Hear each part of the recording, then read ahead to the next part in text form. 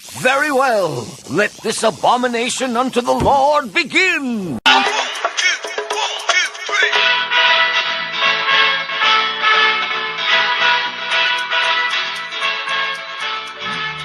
Welcome to the Planet Express Futurama podcast. No. Let him go with it. All right. Hosted by Reno and starring Dave Drinks a Lot. How you doing? Suds and James. Hi. I don't know how to proceed. I have no idea what I'm doing. I'm so sorry, but thank you for humoring me. All right. Should we? I like to humor everyone. All right. Welcome to the Planet Express Delivery Podcast. Hi. Every. This is David. This is James. Suds. And today, we have a brand new guest. He's been on before. What do you mean brand new? I've been on like 2 episodes before. Reno's one of Was our... I here for those? Yes. Yeah, you were. You were. Oh man, We need to stop drinking so much. Yeah, I gotta stop drinking. I was here Holy when Kip gets knocked up a notch. You're right. Oh my god. We'll have to consult the Slurmy chart. Yeah, no. I was also here for 300 Big Boys, although we went way off track with that one. Get ready for it to happen again. Anyways, welcome to our guest, Reno Brandt. Yeah. Hola. Welcome back, I guess, at this point. I mean, jeez. I know, this is not my fault. You two enable my drinking problem, alright? Clearly we're the assholes. Yes, you are. Get your shit together. I struggle to agree with you when you say that we enable you because how many... Because James, we are just around and also happen to be drinking. If anything, we enable Mike. James, how many interventions would you say that we've had with David with regards to his drinking at this point? I mean, like, full-scale interventions, or are we talking... Like bringing A&E in for, like, some reality show. Oh, yeah. I mean, we've done that twice so far. I thought that was a dream. Yeah, Dave, you have a fucking issue, dude. God damn. This is why we told you, don't do ayahuasca. We're doing something later. You gotta keep... And the something that we're doing is trying to get you off Stop the drinking. booze. Oh God! I gotta stop drinking. I gotta. Well, alright, Dave is broken now, so... I gotta stop. Okay. I just gotta stop. This episode we're going to talk about Yo Leela Leela from Season 8, written by Eric Horsted. And just to give a quick synopsis, when Leela visits her old orphanarium, she is tasked with telling a made-up story on the spot to the orphans, much like I am doing with this synopsis. You did a far better job than Leela did in her first run of the storytelling. But Quotations, when Leela can't come up with a good story, she disappears to her quiet place to write, after which she is immediately hired to create a children's television show called Rumbledy Hump. No one in the Planet Express crew is privy to Leela's secret as she eventually becomes more successful as an entertainer, except for Bender when he has sex with a massage chair on the ship and unknowingly stumbles upon her dark secret. Oh, Reno's losing it right now. There is so much to unpack. Massage chair. If you've never seen this episode before, why the fuck are you listening to this podcast? Yeah, exactly. There is no fathomable reason that you came to us before you started watching Futurama. Also, that makes me sound like a crazy person. That's the sort of, like, the fever dream of, like, the guy standing outside of Sunoco where he's just like, they took a spaceship to Rumbledy Hump and there were the Humplings there. Just like, get away from me, I don't have change. Yes, but I think the whole Bender makes love to a massage chair raises the most questions, since the massage chair is not inherently mechanical in the history of at least our life. I would disagree. I think the massage chair is highly mechanical. Well, It doesn't have a CPU. it's just a vibrating system inside of a chair. Exactly. Well, we've already established that Bender is a robosexual, so who's to say that he couldn't have sex with a non-computerized massage chair? He has had sex with Amy, Yeah. Yes. so to be fair, I'll concede the point. I'd have sex with Amy. In case Yeah. our listeners didn't hear, Dave said, but who wouldn't have sex with Amy? First of all, this is a cartoon character, David. I'm well aware of that. Okay. I'm going to say Mr. Wong. Yeah, exactly. Her dad probably wouldn't have sex with her. Probably not her bugalo either. Yeah. No, actually, that's where I am gonna disagree. Yeah, that bugalo, he's getting frisky. Well, he sees Amy out there in a bikini all the time. Come on. Oh, jeez. Well, that's the Mars weather. That's what you have to I'm wear. the one in the wrong here because I would have sex with Amy Wong. Yeah, who's enabling who now? Dick? I mean, to be fair, the animated character argument doesn't hold up because Jessica Rabbit is how we all got our kicks off when we were younger. That's true. That's true. Yeah.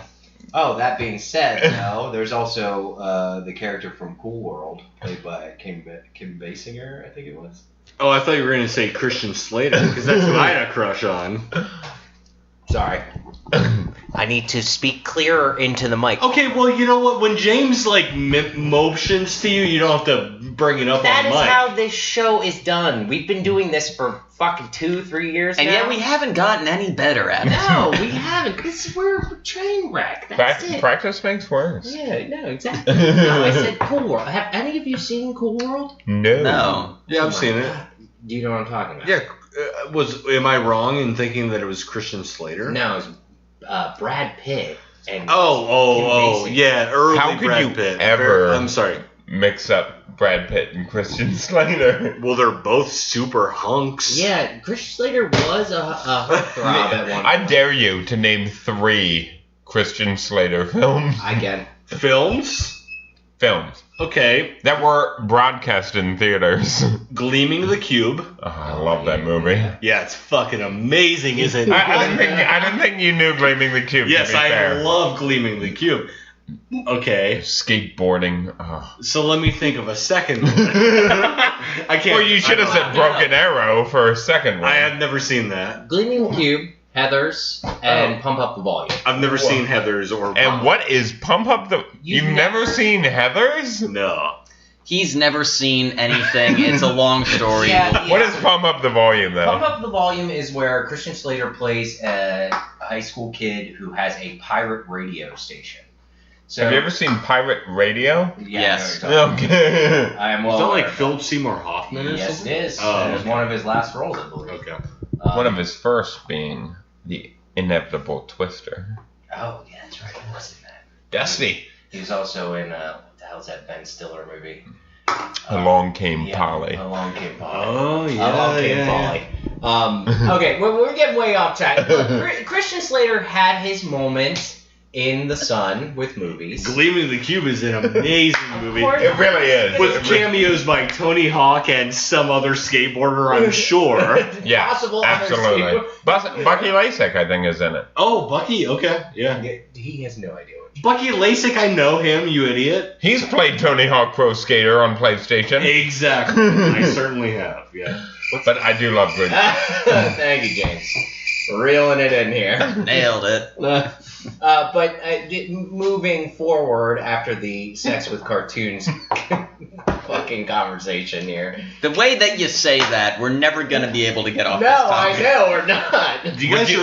Do you guys remember how hot Jessica Rabbit was? Yes. In Who Framed Roger Rabbit? When Bob Hoskins hits his own head off her, Yes, of course. Yes, Bob Hoskins. may This he is- rest in peace. Super inappropriate considering we're talking about the episode where Leela starts a children's TV show. This whole episode's inappropriate. It's gonna be. To be fair, Fry tries to bang Leela throughout the whole thing and Does the he? whole series. Well, yeah. And she's an animated character. But so is he, so that kind of evens out. Yeah, but But Leela is is he- every nerd's fan. He's an everyman. Oh, I see where you're going with this. Oh. Yeah, good point. Valid reasoning there. Yeah.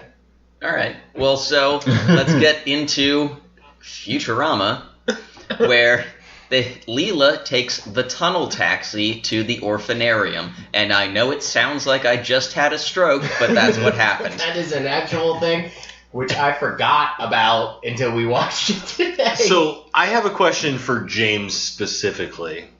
How do you feel about the tunnel taxi? Like, do you think that this would be a legitimate like business aspect of a taxi company? Like in the year 3000, can you envision a situation in which they're burrowing into the earth to deliver people? No! Just build goddamn tunnels. That thing is ripping up sewage pipes and electric lines all over the place. So you don't think that they have like predetermined routes. Exactly. Routes. No. Or routes. Or routes or routes. I prefer routes. I actually thought that might be a hoverbed moment for you. I just didn't know if... Nope, my hoverbed moment later in the episode. Oh. But the tunnel taxi does raise further questions as to why that it would exist in a place. Not only are we aware that Cookieville Orphanarium is in New York, Okay. why they wouldn't just hover car there like every other method of transportation. Why specifically take the tunnel taxi? Especially Leela, who captains her own... Well, they don't have tubes out there. Well, where is Cookieville? Do we know? I'm going to say it's around Xavier's Institute for the Gifted Children. Somewhere in that area. New York, but we don't know quite where. Wait, Upstate. do you mean Foster's Home for Imaginary? Yeah, is that what you meant to say? They're all next to each other. I can't believe you used that as I'm actually super proud that he used that. I need to shake your hand, sir. That was good. That was a funny cartoon. That was a funny I love that cartoon. Yeah. Alright, so Cookieville is in Utica. And... Okay. I assume that you're going That's by... more of an Albany expression, really. I assume that's a fact. If James says it, it's a fact. Yeah. Okay, so James knows all the things. That's upstate New York, then. Right. So why would you take a taxi service that far away? I don't know. Well, it's there's not any like mass transit out there though that we see in any case. Exactly, but you'd think in the year 3000 there'd be more significant availability to mass transit. We've seen that. We've seen the hover cars alone should be able to get there. She flies a spaceship. Yeah, exactly. That's my point. She's flown a spaceship to New Jersey. Why wouldn't she fly to freaking upstate New York? Well, they probably had a package to deliver. Not when they went to the middle of the Atlantic Ocean to fish. They didn't have a package. I have to imagine the reason that she took the tunnel taxi is because there's a whiteboard in the Futurama writer's room that they just wrote down tunnel taxi on off to the side and didn't know where else to use it except in this opening bit. Well, after Eric Horsted turned in the script, it was fucking like David X. Cohen or somebody who just like looked up the board. That sounds good. Let's use the tunnel taxi in this one. Ooh, excellent. Yes. Yes, however, you also have to think, like, maybe she doesn't want to be associated with this orphanarium anymore after all the dealings with it. So she took a taxi just to not be directly identified using her own spaceship. She doesn't want a paper trail. Exactly, kind of. I mean, look at the past dealings she's had with this minimum security orphanarium. Much like the President of the United States does not want a paper trail with Russia, however, it's fucking right. You had to just bring it right. You just trying to get it out of the way, aren't you? Like, this is once an episode right now, sorry. We just get into it. It's okay. Did you guys know that Donald despises Trump? Then I support him. Did you guys know that Donald Trump is colluding with Russians? I had no idea. Tell me more. Tell me more. Oh, really? Tell me more. I'll send you some tweets. Oh, good. That's where I like to get most of my information. Good, that's where the president delivers most of it. Anyhow, back to the fucking tunnel taxi. This is literally the first 5 seconds of the episode. How about when she gets out of it? Yeah, let's move forward to Into the orphanarium. Orphanarium scenario. It is all the same orphans as usual. They change that. Yeah. They really don't. No. There's Albert and Sally and everyone we've come to love. Ear girl. I do have Sally. I have a question about one of the orphans. Which one? Whose name is the What's the name of the orphan with the ketchup? Stain? Albert. That's Albert. That's Albert. Yeah. Okay. Is that ketchup or is that blood? I'm going with blood. I'd have to say it's blood. He was once adopted by Bender. I assumed it was motor oil. Motor oil. Why would you go with that one? I don't know. Because the orphans do odd jobs for their orphanage creator, and so they could fix his car probably. The Eat orphanarium some of his car. is the weirdest. Like the weirdest shit goes on. What is it? The clown that harvests. The organ harvesting clown, Rusty. Wow. Just why? Why is that It's clearly an homage to Krusty. Well, and then even going further back, Krusty himself is an homage to Rusty Nails, Portland-based clown. I was not aware of that.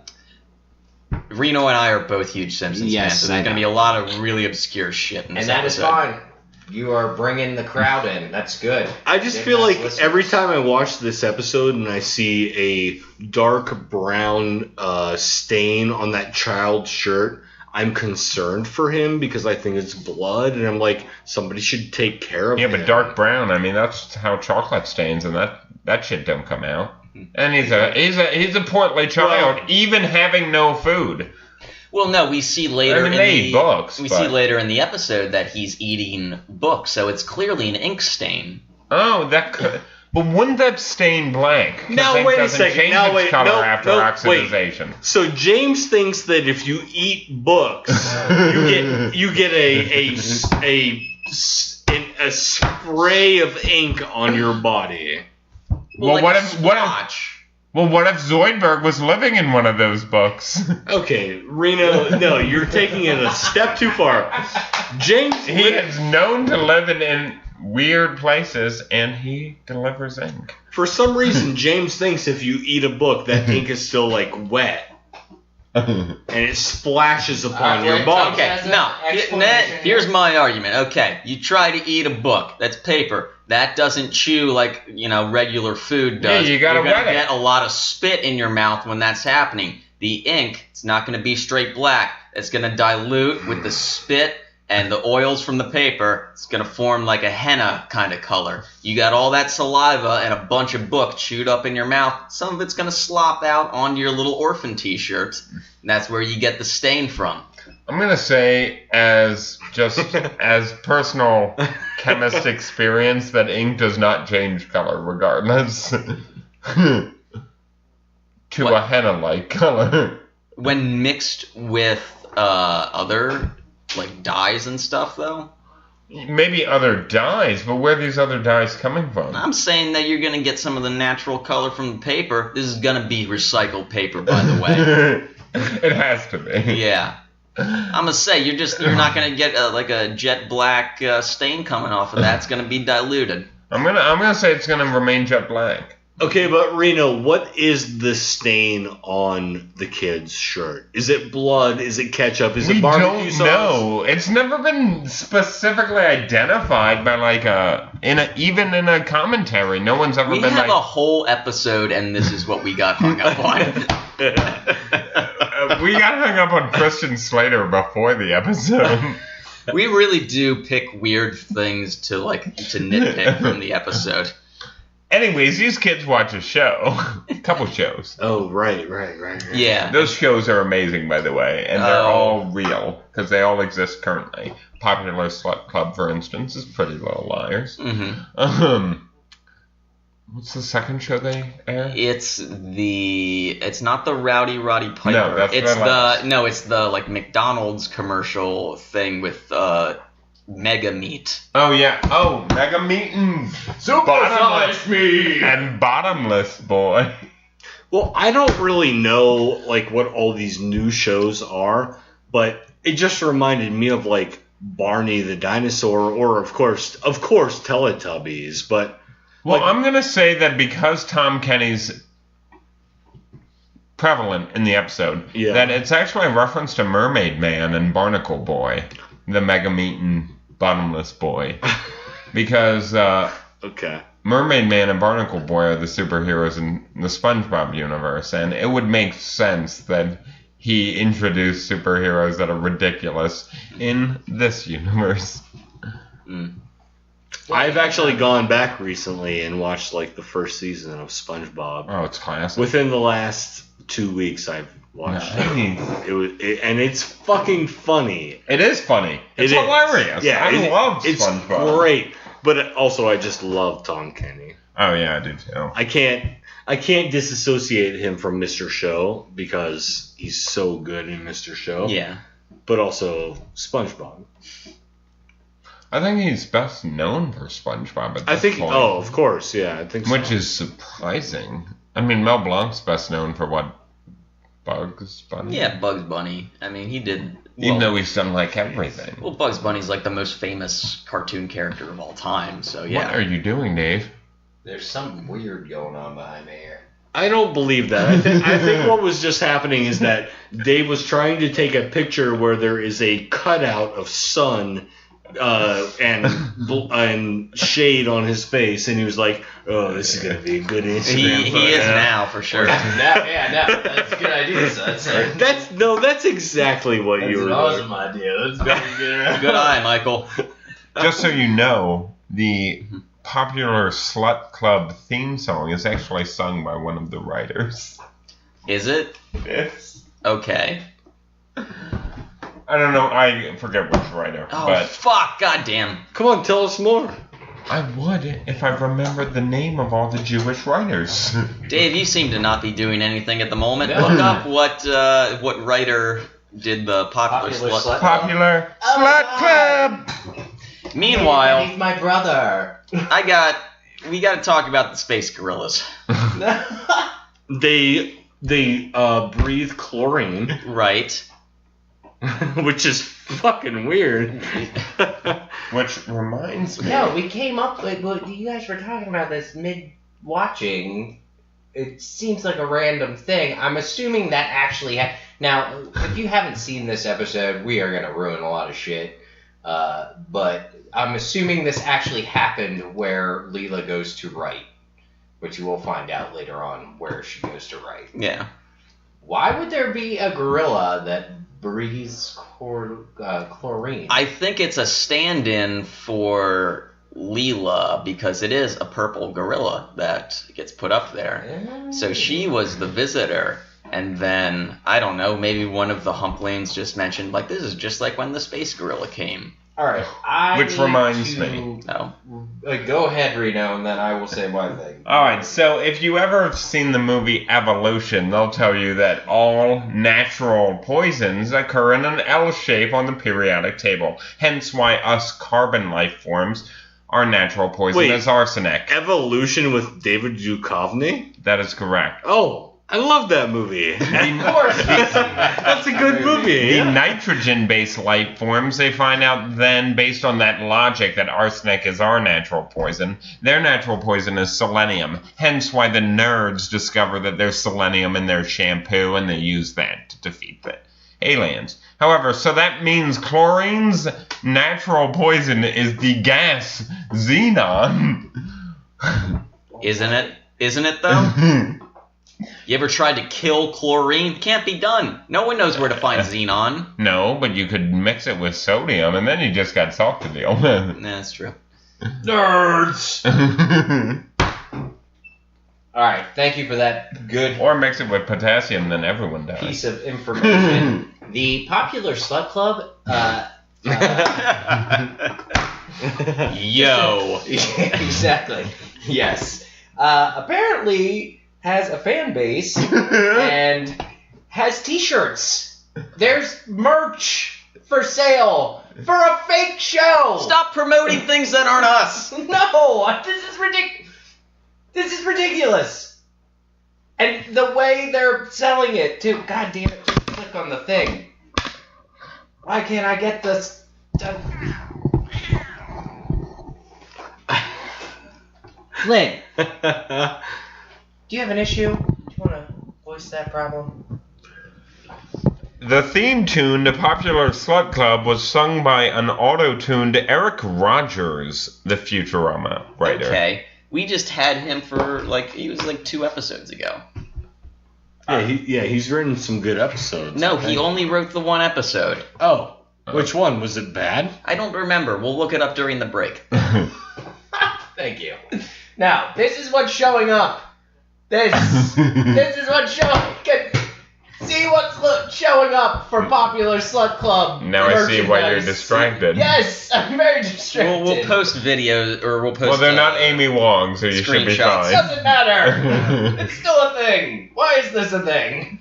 We have gone so far off the rails. Dave, you're fired. Of course. I've always been fired. I just keep showing up, damn it. Oh my god. Okay. Anyways. So, Leela does her little rumbledy-hump performance for the orphans, complete with Space Gorilla. And wait, this is the second time around. Yeah. And afterwards, Abner Double Deal, voiced by Tom Kenny, offers to produce a TV show based on her incoherent ramblings for children. Why is Doubleday there? Because he's doing the brain... Oh, Double Deal. Doubleday was the Civil War general who invented baseball. Okay. Double Deal is... Why is he at the orphanarium? Because he's brainwashing doing the brain children. Scans on the orphans. He wants to find out popular kids shows. It's basically the Nielsen's. It's, well... Kind of. It's ahead. like the... Elaborate. Well, it's like when they do that Simpsons show testing group where it's just turn the dial to the right for no, to the left for yes. Reno is dying laughing right now. Just because I remember the things he watched. Whoops. Whoa. Breaking shit over There we go. What are you doing? I'm not breaking anything. Except my own face. Nothing's broken. Everything's fine. Oh, God. Okay. Ooh, no.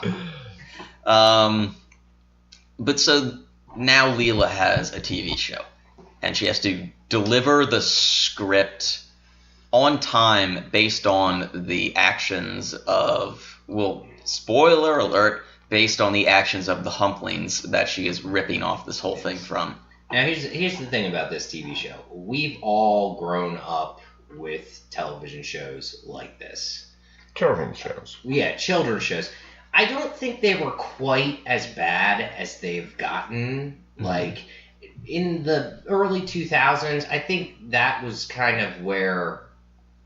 You guys remember that Wiggles? Was that the band? Yeah, the Australian band. Yeah, but they had them. They also had the Teletubbies, which was the most... You ever get high and watch that shit? It's fucking insane. No, It's I'm not a insane. fucking crazy person. Nor am I a pothead. Nor am I a loser. Well, when you have a day off from school. That last part's debatable. Anyway, go on, Dave.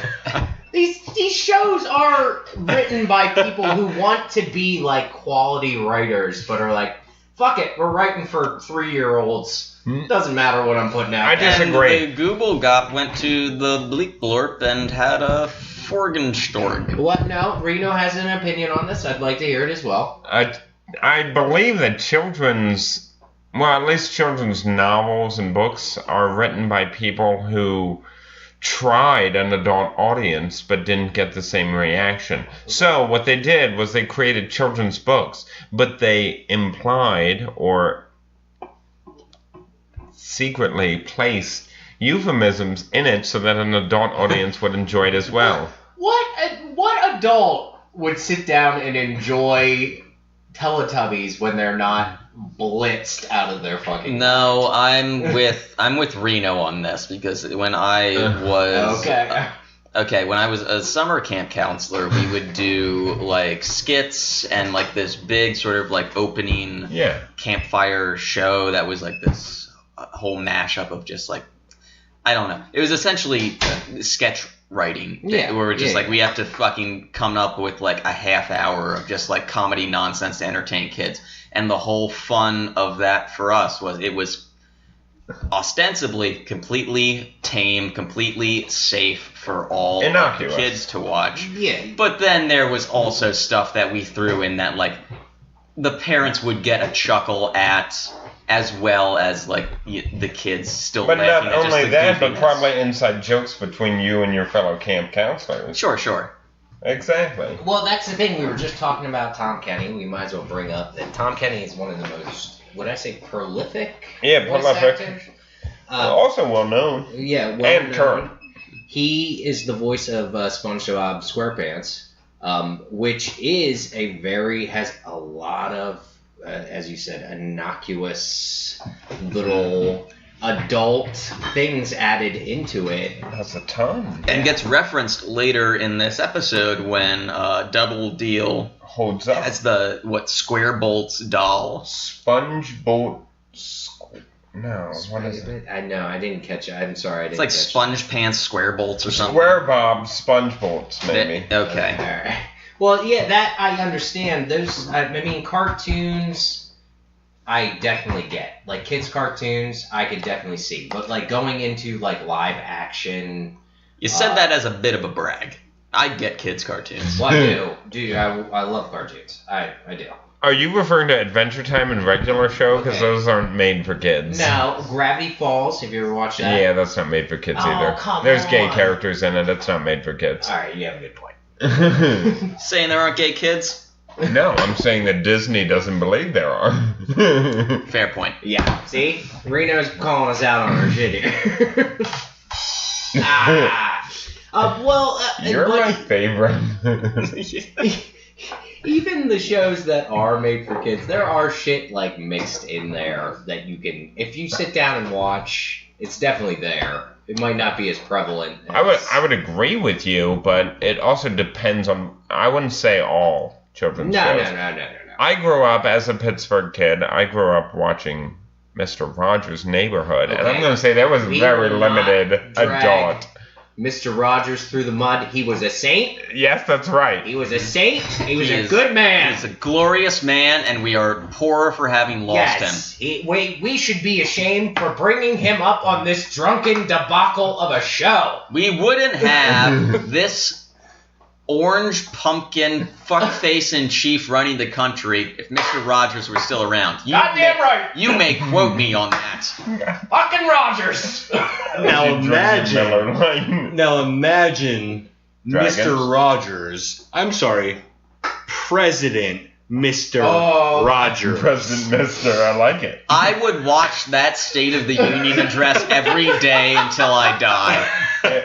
Are you kidding? It'd be TiVoed on like 3 different machines. Oh, yeah. The greatest fucking State of the Union. What do you mean I can't wear my sweater? It's hot! I need to change my shoes right now. They're uncomfortable. Who would like I to wore watch- my fucking heels today. Prince Tuesday, how do you feel about this? This is bullshit.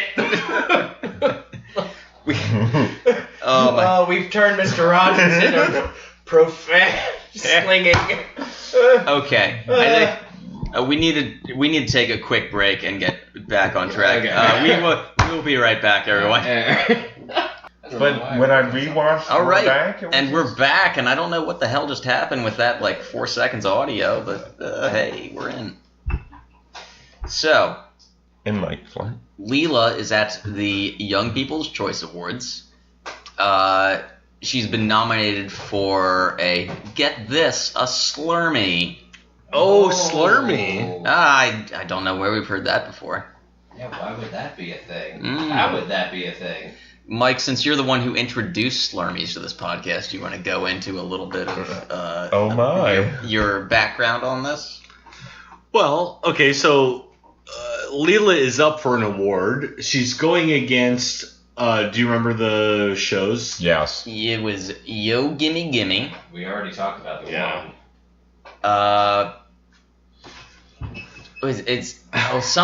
Was it Bulldog versus Scaredy Squirrel? Yes. Pitbull and Scaredy Squirrel. Right. Because that's a mocking of And Rocky and Bullwinkle. Dora the Destroyer. Right. Oh, I yes. love. I do love Dora the Destroyer. I watch it regularly. They ruined Dora the Explorer, though.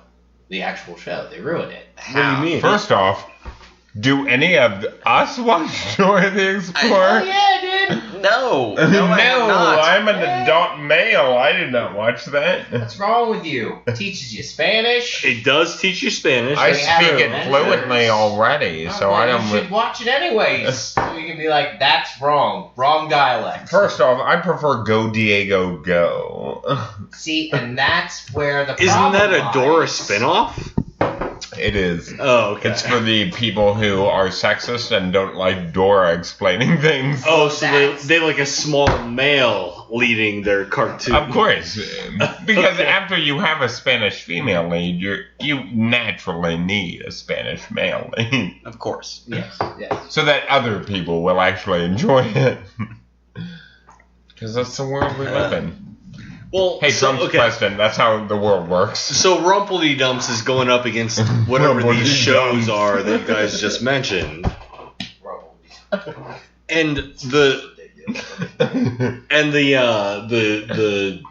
the prize is a Slurmee. Right. Yeah. The old slurm. What does the Slurmee look like?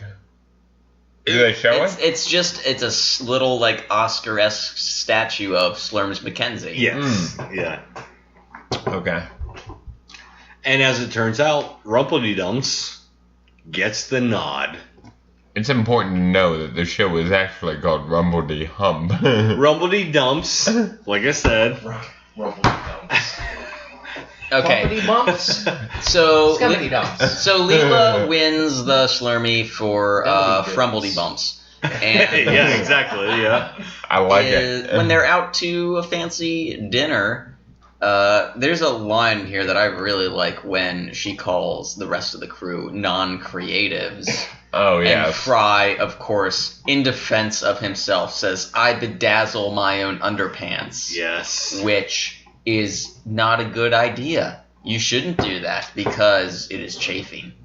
Well, why? Not only that, we have seen his underpants on numerous occasions That's and true. never seen Why them would you bedazzled. put such hot glue so close to your genitalia? And also, he doesn't I wear can think boxers. of at least 4 reasons. Also, I don't think you're wearing the underpants when you're putting. Never mind. I'm not gonna Speak go for into this. yourself, Dave. I'm not gonna. Look, if you want to do it right, you gotta have them on. Make sure it burns a little. Fry doesn't wear underpants. Underpants wear Fry. That is very true as well. Also, I thought the bedazzler was more of like a stamp gun. yeah, it is. I think It, the like, Bedazzler clicks. was a wrestler in the 60s or something. Now, Dazzler was an X-Men in the 80s. Dazzler was an X-Man. Wow. I didn't know you knew that. Look, don't get me on comics. And then if you take the beginning of that word, bed is a type of a thing that I sleep upon. You're right. So I don't know if you guys know that trivia, but that's a thing. That's true.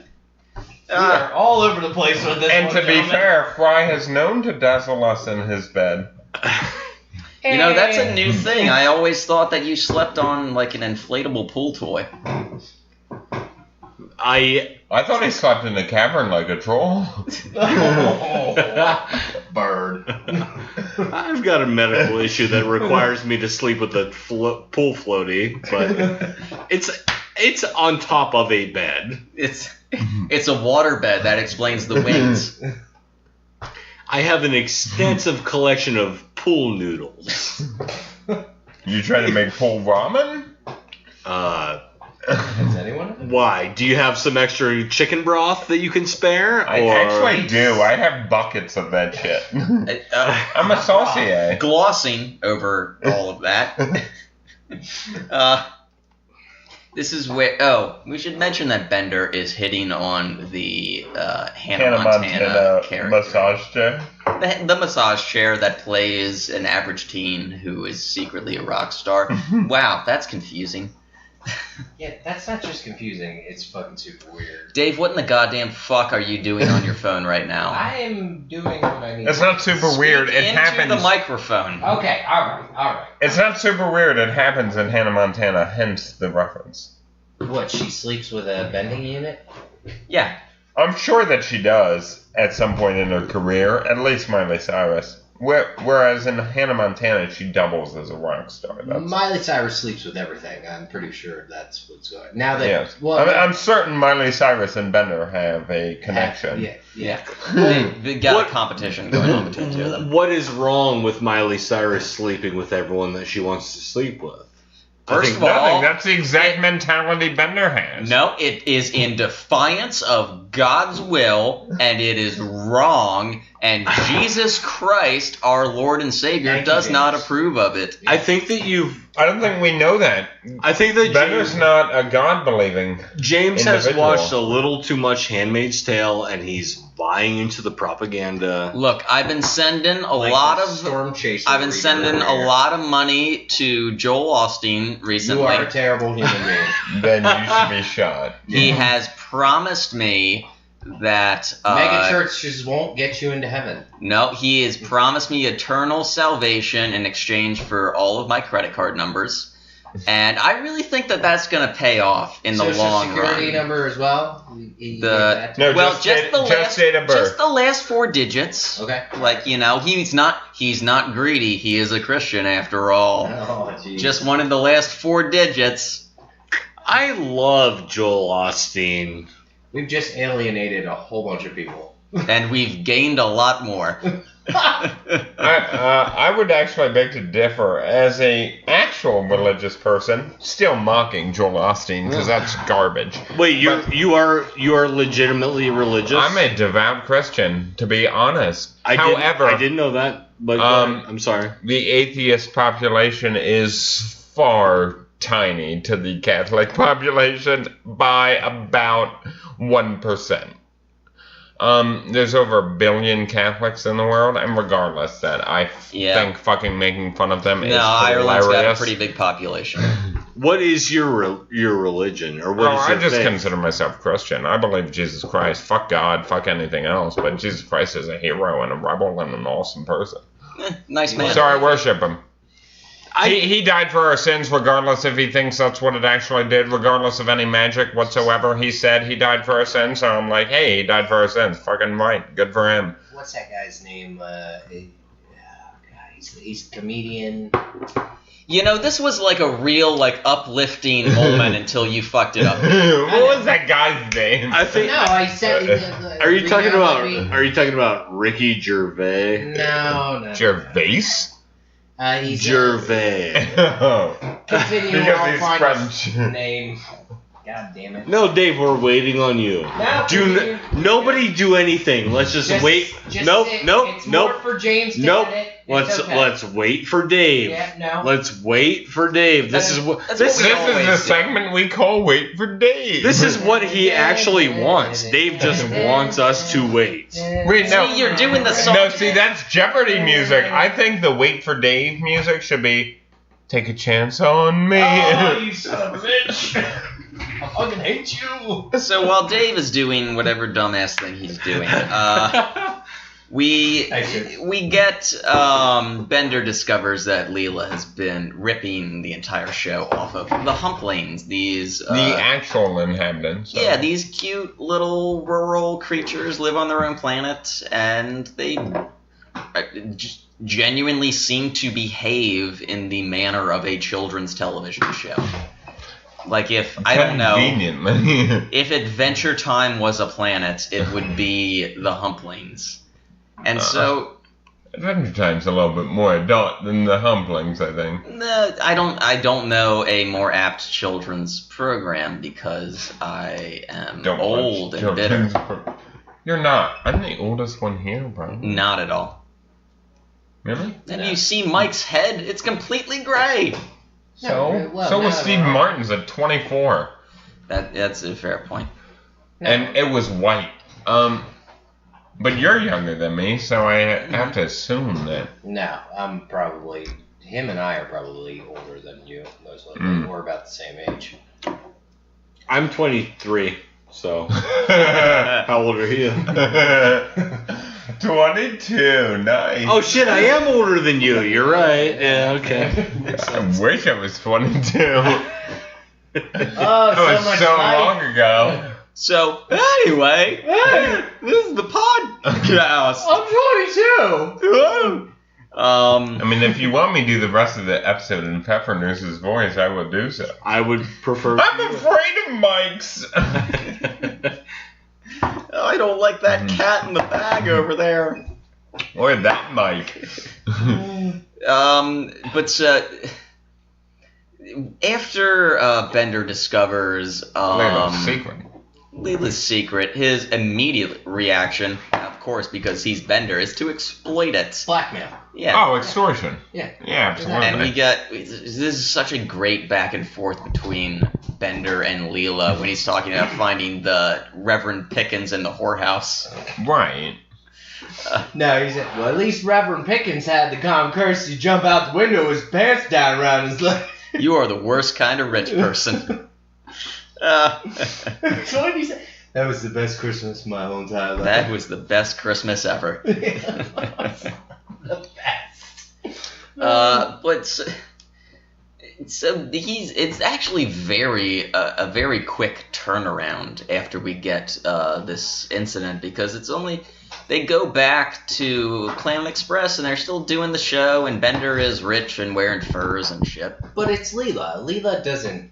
She's not dishonest for too long. Well, it's when She's Sally shows her the doodle that she made of her own original characters. But that happened before she gets caught by Bender. Well, no, it happens after she gets caught, but before she confesses. Oh, really? Because yeah. It's after Sally shows her the drawings that she's just like, oh my god, there's this actual, like, creative child, and I'm ripping off, like, these. Yeah, because she responds with, how? Yeah. How did you do that? Yeah. Hey, if I ever figure it out, I've tried to write characters for goddamn years. Well, that being said, I mean, if we're going to talk about...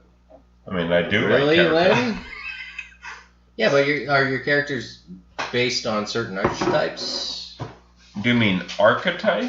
Thank you. I know I say shit wrong all the time. Ask these guys. Take your time, Dave. It's okay, you're talking to an English major, Okay. so I'd hope that I would correct you. Yeah, If archetypes. I didn't, then we'd have a serious problem. So your characters are based off of other No, they're types not. of... No, not at all. Not at all. Not even remotely. Not even remotely. My characters are based off real life people. So people... All of them. Okay, all right. And the fact that they're based off real life people, I hope, would sell it better. People could relate easier. Okay. So, like, it always bothered me, even in Futurama, but it happens in all literature, all movies, everything you see. Well, there's said that there's only 7 actual stories. Right, that right. are rewritten. There are 7 main types of battles, like man versus nature, man versus evil, man versus man, all that sort of stuff. That's Man true. versus possum. But that's man versus nature. Man versus pumpkin. What about Man versus nature. What about possum versus snake? That's nature versus nature. See, they can all be, all animals are built into What about nature. possum versus robot? See, now that's nature versus technology. So Okay, what about robot versus soy sauce? technology versus nature. What about soy sauce versus cat? You're just back Nature to versus nature. Yeah. What about cloud versus cloud? Now, what cloud are we talking about? The eye clown? Or Good question, because I don't know. I mean, what's even the difference anymore? No, but seriously, like all main things have a superiority. Humans, for instance, fall into the category of man. Dave, animals and plants fall into the category of nature. Technology follows into the category of technology, and so forth. So, and evil follows into the category of a dark force. Right. So, if you have a dark force, it's man versus evil. Such as your stories with Harry Potter is man versus evil. Regardless of this magic and a little bit of niche and nuance involved, that's great. But it's historically man versus evil. Just like Lord of the Rings, just like real life.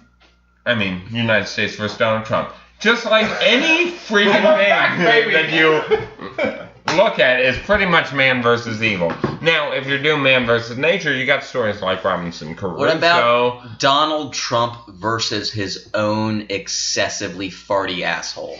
Okay, so that is now Man versus you nature. have now created a new genre that is actually man versus own self-awareness.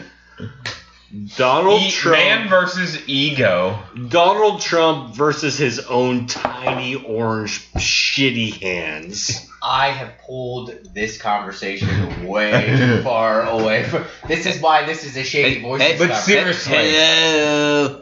Hello. Oh, I think we've got Donald Trump's hands on the line. Are you guys talking about me again? Yes. We Just so are. you know, there's a pussy within reaching distance. I know. I'm reaching for it, but I can't get off the toilet right now. Are you? Okay. All right.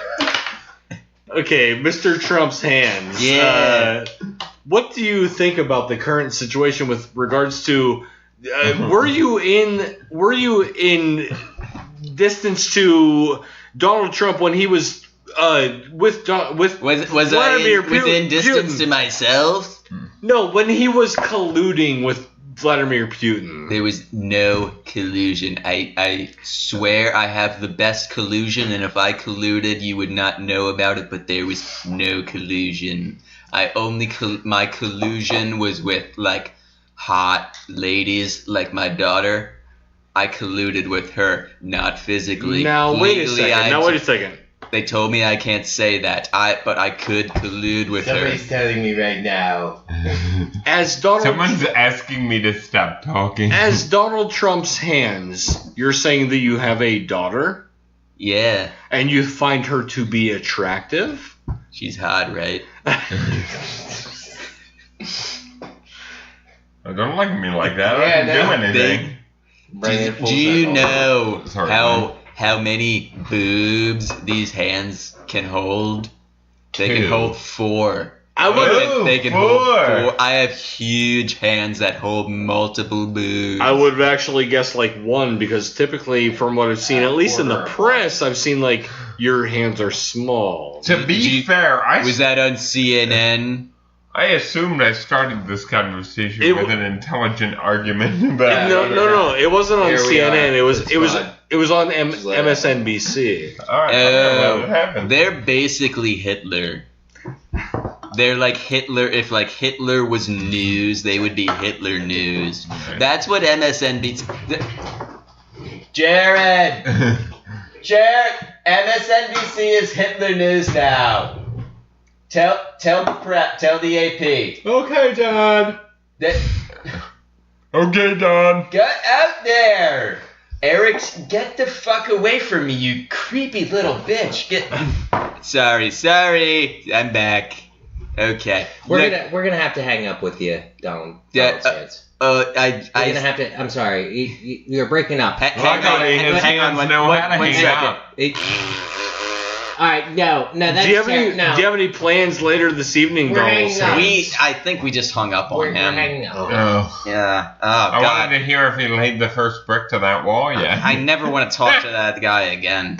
Oh, he'll be back. Don't worry. Ugh, God. He has a straight line to us. What a farty stooge. I know. A whole lot of farty stooges. Oh God. Hey, I like the Stooges. Hey, speak for yourself, you stooge. So there's a line in this episode that I really want us to discuss. It's when after Leela turns herself in, and Bender is still sort of in defense of the whole scheme.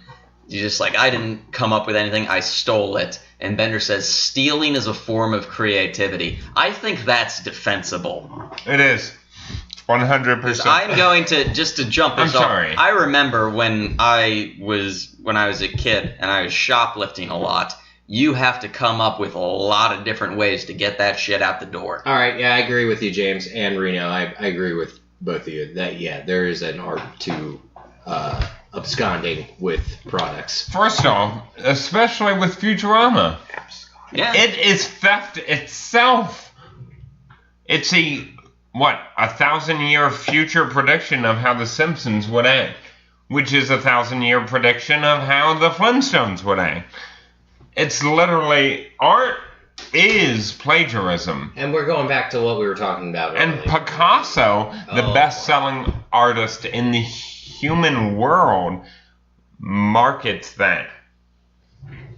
Okay. He himself was the one who said... See, he's not my favorite artist. I realize that although he is my favorite artist, he is not the epitome of art. No. I agree 100% with that. Pizza guy. I like cubism, though. Yeah, I get Not only that, but also with Picasso, he said that to borrow is...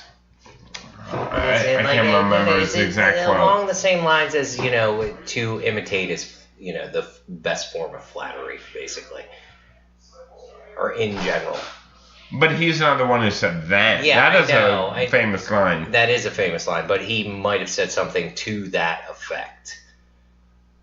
Hey, you're looking it up. Yeah, I'm looking at this quote. That's fine. What did I say? You did the Jeopardy thing. Try to fill. Take a chance on me. Take a chance on me. Yes! I got Dave to sing Take a Chance on Me. Why? Why in the name of fuck would that happen? Because you left the room, James. Don't reference that, you asshole. No. Okay. No, we're looking up. You need to keep it going. I'm trying, damn it.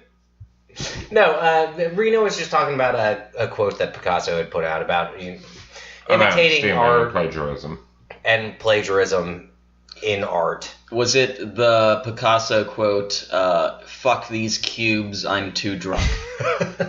It was not. That were the... It's my favorite Picasso quote. I wish that were the quote. I honestly do, but no, that's not it. It was when someone was interviewing him when he was passed out on a park bench. Just rambling to himself about cubes. Jeez, cubes, and they're all so fucking square.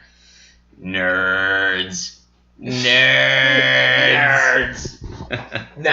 What, Reno, if you find it, we'll come back to it at this point. So, let's sort of wrap up the actual story of this episode with a weirdly pro-child labor ending. No, pro-capitalist. Oh, I love pro-capitalist. I love when children are working. For the rest. Especially when children are forced to work. That's what I like a lot. Forced labor? You're a big fan of like the Kathy Lee Gifford line, then. Yeah, I love it, but remind me what that is. Remind me about that thing I like. Kathy Lee Gifford, the host of Regis and Kathy Lee. Oh, I'm more familiar with Kathy and Michael Strahan. That's no longer a thing. I don't know what that is, but you mean back in Kelly? the day. Do you mean Kelly? Whatever. Like Kelly Ripa? Okay, well, we're way before that.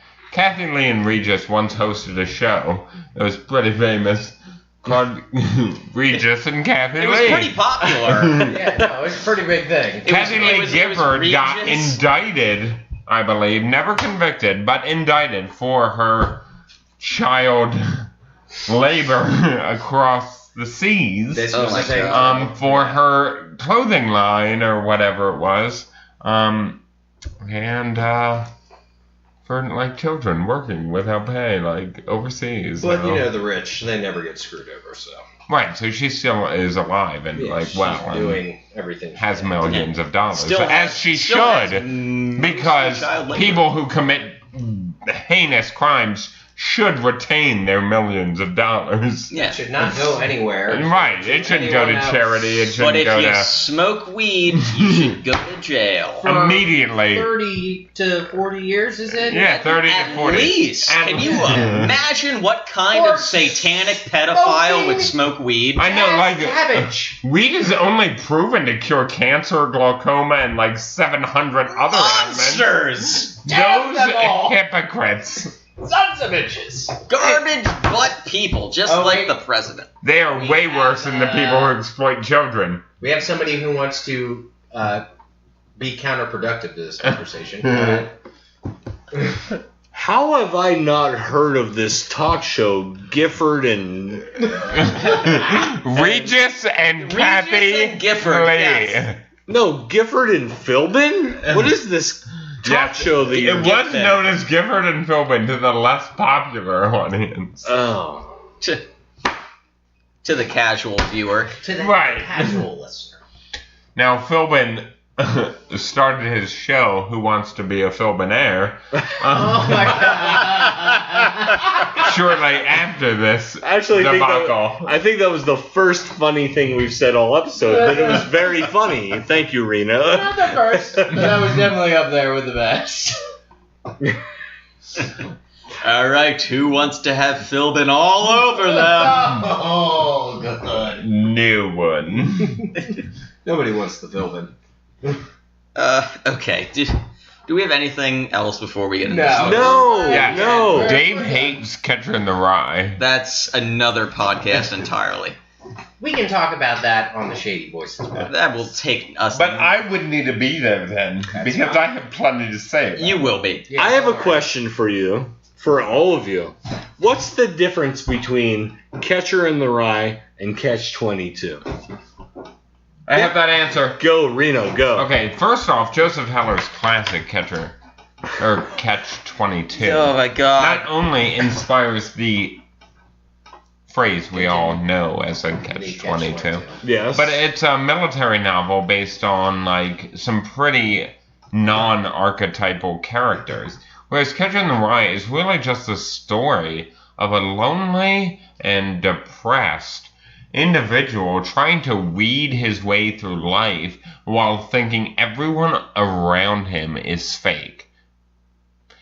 Catcher in the Rye is a story that we can all relate to, really, It's because an we all... allegory for anxiety. Kinda. I would agree with that. Yeah. Absolutely.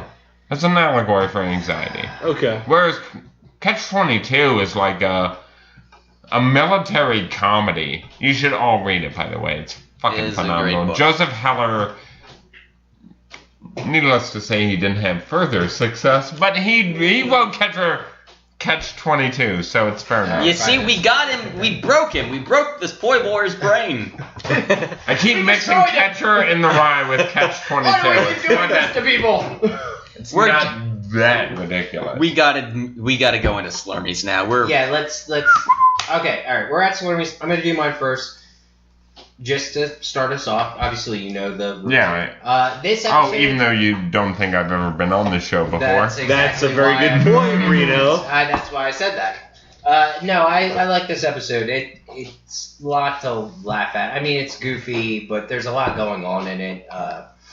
The plagiarism thing, as Reno had brought up, and how we talked about how a lot of stories are ripped off, and it's not very common for people to do original type things. They use the same storylines and whatnot. I mean, and plus the jokes they're making at the expense of probably our childhood, plus several other childhoods along the way. Mike's childhood Yeah, knowing that he's like 60 years old and lived through like has has seen at least 4 world wars. Yeah, exactly. It's Who's terrible. Mike? How old are you? Whose hands are these? Whose hands are these? I would give this a 4.0 across the board. It's a decent episode. I laughed pretty much the whole way through.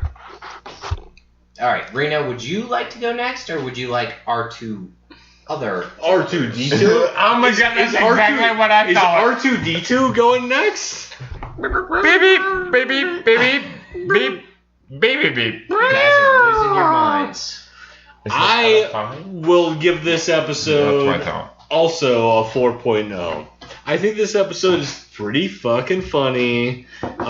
This is the episode that when you guys told me that you were going to do a Futurama podcast and you just let me settle up next to you at the bar to record an episode, I was like, I need to bring something to this. What can I bring to this podcast? And I brought Slurmies because of this episode and a way to rate the episodes that we review.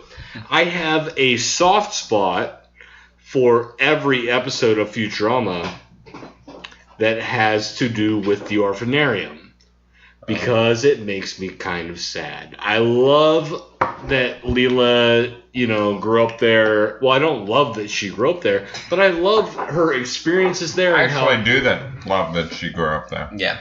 But I love how it's impacted her. I mean, she is such a strong individual. She is so cool, and I wish that the orphanarium was not treating everyone as shittily as it was. You know what I hate? Shut up, Dave. I don't love Leela. Based on I don't love Leela. Based on that, I wouldn't be upset if you did. You know what is great about Leela? All feminism's on the rise, right? And no one gives credit to Leela. And literally, Taranga Leela is one of the strongest.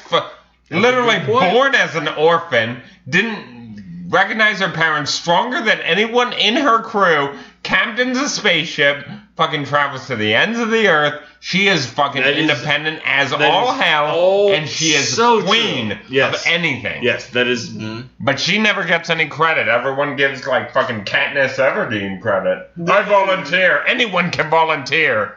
She's stuck with a fucking chip. Here's what I have to say. Fuck Katniss Everdeen. I give this a 4.5 Slurmies for Leela. Change it up! All right.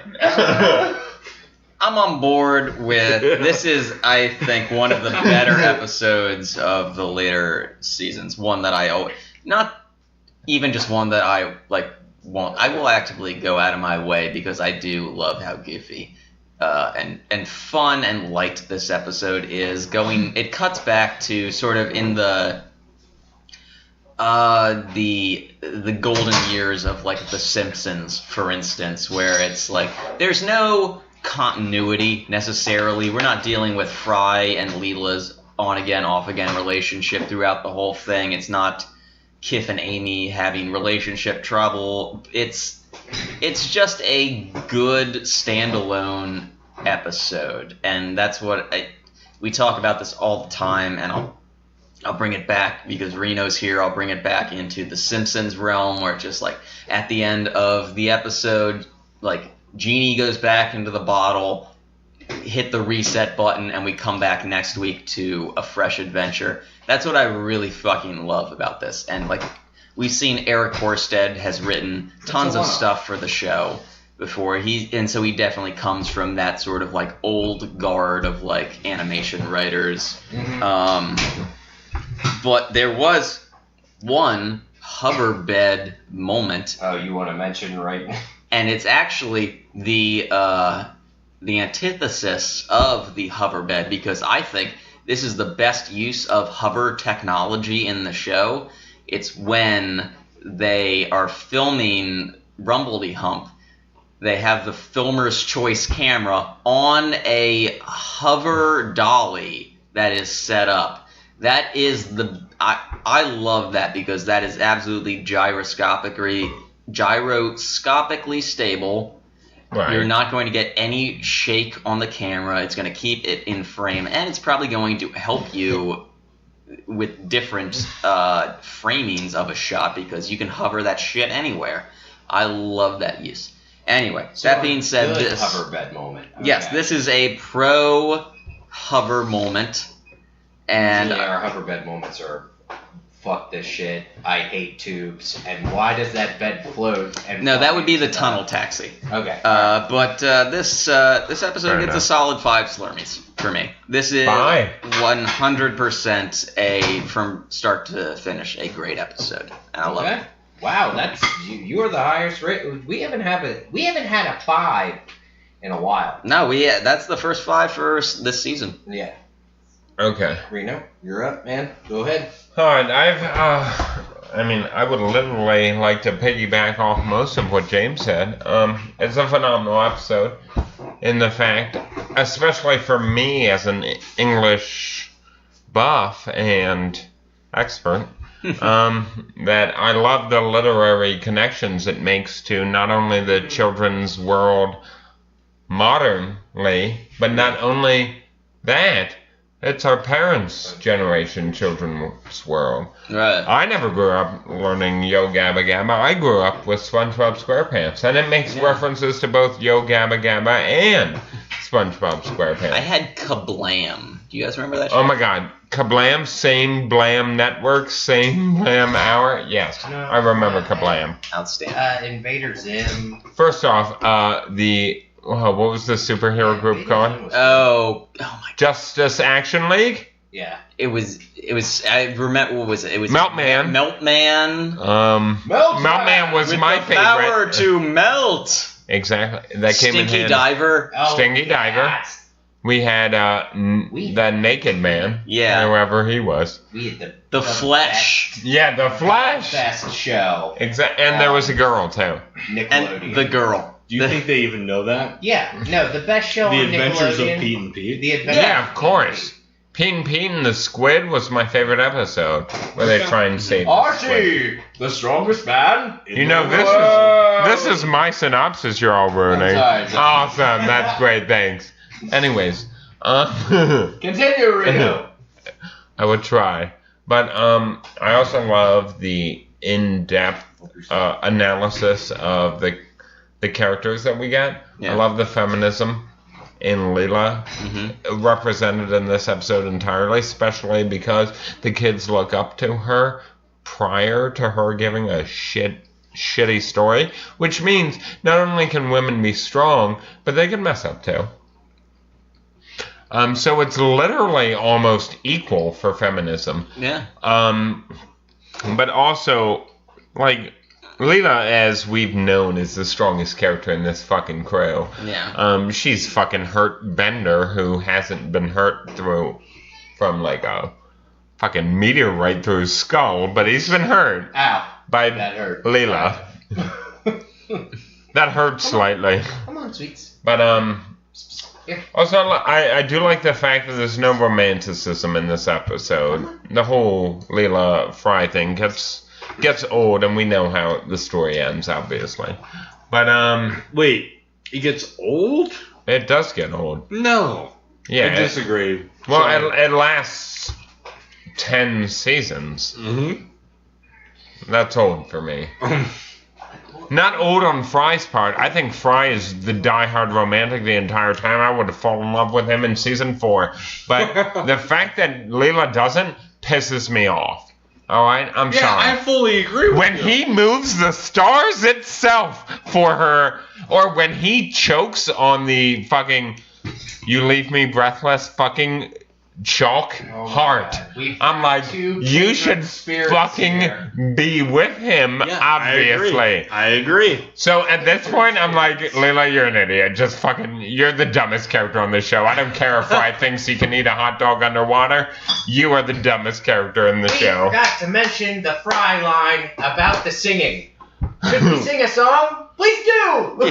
Also, I should mention that Fry plays the trombone to the tune of The Saints Go Marching In. This is in reference to William Riker doing the same thing on Star Trek, The Next Generation. It's phenomenal. It's the only Star Trek reference in this entire episode, but all in all, I give this episode a 4.7. All right. All right. Wow, this has been our highest rated episode of this season.